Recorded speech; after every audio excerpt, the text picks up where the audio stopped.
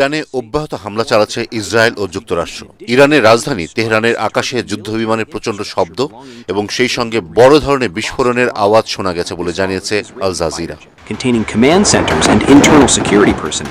তবে মার্কিন ও ইসরায়েলের হামলায় দমানো যাচ্ছে না ইরানকে। প্রতিশোধমূলক পাল্টা আক্রমণ আরও জোরদার করেছে দেশটি। কাতার ও সংযুক্ত আরব আমিরাত সহ প্রায় পুরো অঞ্চলে হামলা চালিয়েছে ইরান। বৃহস্পতিবার রাতে তেহরান একের পর এক ড্রোন ও ক্ষেপণাস্ত্র হামলা চালায় বলে জানিয়েছে রয়টার্স ও আল জাজিরা। ইরানের দাবি, মধ্যপ্রাচ্যে কুয়েত, বাহরাইন ও সংযুক্ত আরব আমিরাতে যুক্তরাষ্ট্রের অন্তত 20টি সামরিক স্থাপনায় তারা হামলা চালিয়েছে।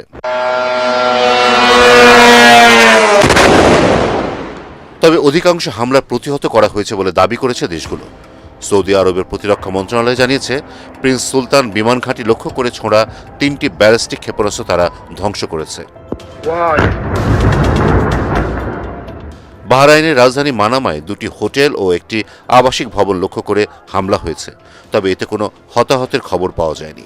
কুয়েত সেনাবাহিনী জানিয়েছে, রাতে তাদের লক্ষ্য করে ড্রোন ও ক্ষেপণাস্ত্র ছোড়া হয়েছে। রাজধানী কুয়েত সিটির দক্ষিণের একটি বিমান ঘাঁটির কাছে বিস্ফোরণ ও আগুনের ভিডিও অনলাইনে ছড়িয়ে পড়ে। নিরাপত্তার কারণে কুয়েতে মার্কিন দূতাবাস সাময়িকভাবে বন্ধ ঘোষণা করা হয়েছে। মার্কিন সংবাদ মাধ্যম সিবিএস সরকারি সূত্রে বরাতে জানিয়েছে, কুয়েতে অবস্থিত মার্কিন দূতাবাস খালি করার প্রক্রিয়া শুরু হয়েছে।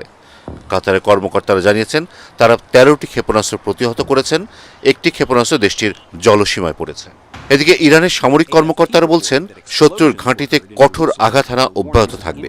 দেশটির খাতাম আল আম্বিয়া কেন্দ্রীয় দপ্তরের deputy commander general Kiumars Heydari বলেছেন, লক্ষ্য অর্জন না হওয়া পর্যন্ত এই যুদ্ধ থেকে সরে আসবে না তেহরান। এদিকে আকাশপথের সংঘাত এখন সমুদ্রেও ছড়িয়ে পড়েছে। ভারত মহাসাগরে একটি ইরানি যুদ্ধজাহাজে টর্পেডো হামলার অভিযোগ উঠেছে যুক্তরাষ্ট্রের বিরুদ্ধে।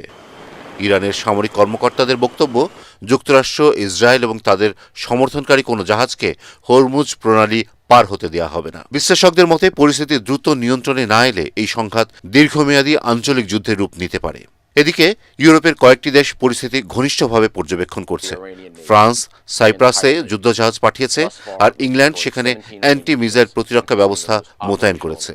ইরানকে দমাতে না পেরে যুক্তরাষ্ট্র আরও দীর্ঘমেয়াদী সংঘাতের প্রস্তুতি শুরু করেছে বলে জানিয়েছে আন্তর্জাতিক গণমাধ্যমগুলো। আসিফুর রহমান সাগর, এটিএন।